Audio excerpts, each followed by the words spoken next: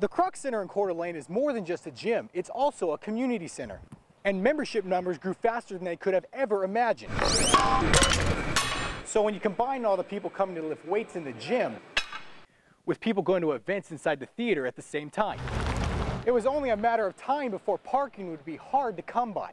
The video is now competing against other students' videos from all over the country.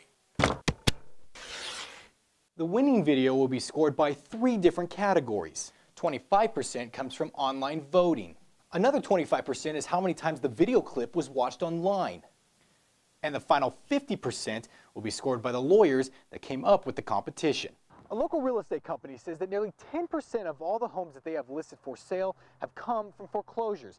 If that's what you're interested in buying, they'll give you a detailed list and a map of the area so you can hop in your car and check them all out for yourself. What happened was, over the course of several years, the banks have been eroded and the trees have been all uprooted because of rising water from the river.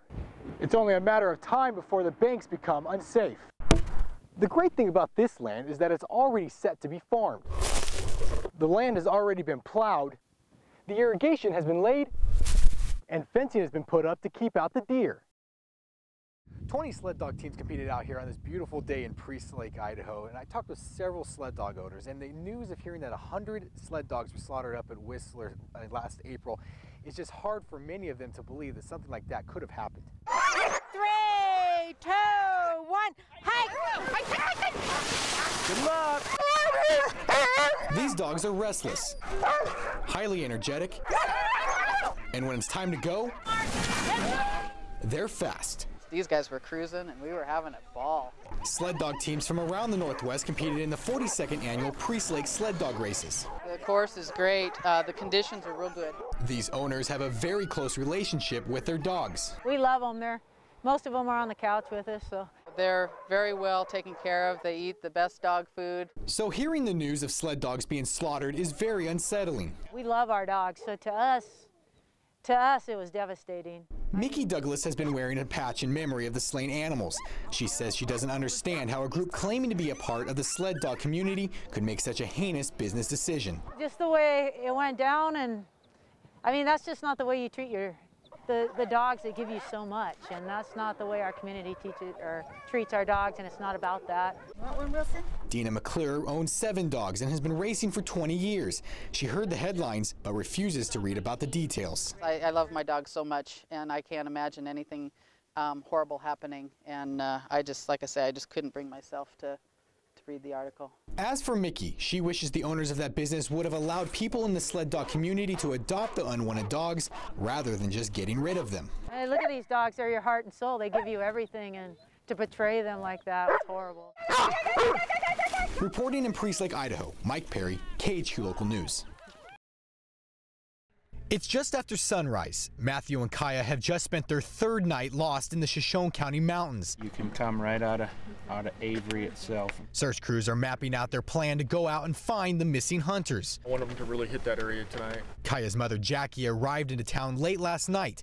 The thoughts of wondering where her daughter could be has made for some very sleepless nights. Every time I fell asleep, all I could think about is where my daughter is at and if she was warm enough or not. If you go out, sign in, sign out. Search assignments now have been made and a couple dozen rescuers head out. I'm just gonna pray that everything turns out okay. About 5 minutes after the first search crews left, it seems everything has turned out okay, as news is radioed in from the helicopter searching from the air that they found the 2 hunters. They're both okay. The helicopter's out of fuel, so they're taking the Coeur d'Alene.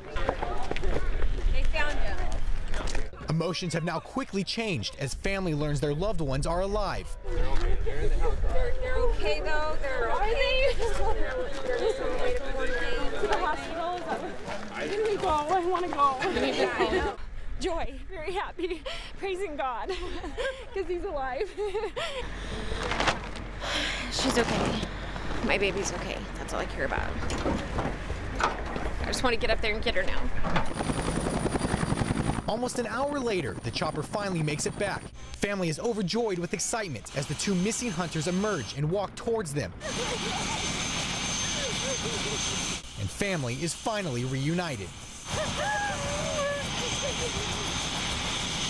Matthew says they got a flat tire while driving through the snow far up the mountain. He wasn't too worried because he knew people were going to be out looking for them. Kaya, on the other hand, wasn't always quite so sure. You might not have been, but I was. Once it got dark, I just bawled my eyes out. I was like, what if they don't come? This rescue could have ended much more tragically. And Matthew and Kaya are both grateful for the fast and hard work from everyone that helped look for them. Everybody that showed and looked, and thank you so much, everybody, for your time. Jeez. Appreciate it a lot. If you're an unsuspecting driver headed down Highway 95 just south of Sandpoint, you glance out at Lake Kokolala, good chance you'll do a double take. Because you might think you see people out walking on water. And technically, they are. It's just frozen. Perfect conditions for a little fishing.